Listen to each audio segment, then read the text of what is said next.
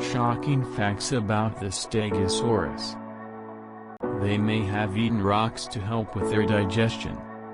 These herbivorous beasts had to eat copious amounts of plant matter just to fuel themselves enough to walk around, so they couldn't discriminate too much about which plants they ate.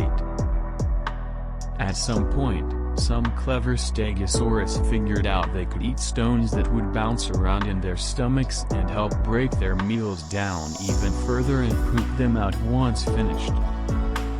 These stones, called gastroliths, were commonly used by many herbivorous dinosaurs and are even found in some modern creatures today, like chickens.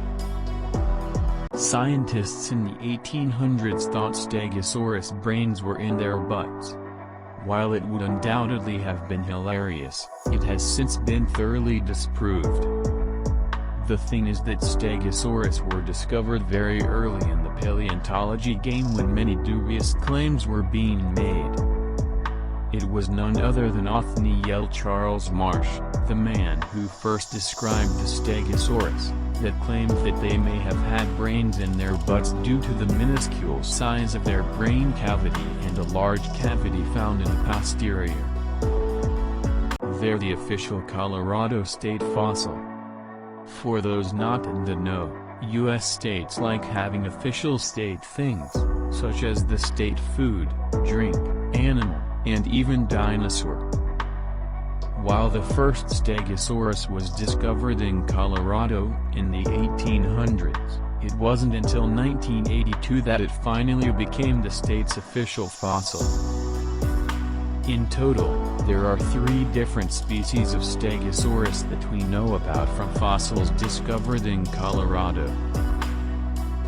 Stegosaurus had special armor, just not on their backs. One thing that Othniel Charles Marsh got right when he first described the Stegosaurus was the serious protection they had on their necks. It's known as gular armor, with gular, meaning neck, and was made up of many circular pieces of bone embedded within the skin of the throat.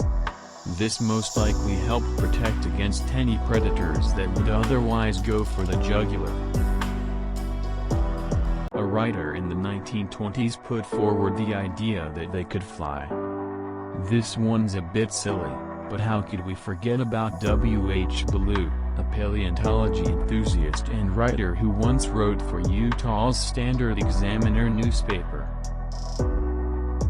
His article, which came off as very authoritative on the subject, claimed that the Stegosaurus was able to use the spikes on its back to fly, or at least glide. Imagine that, if you dare.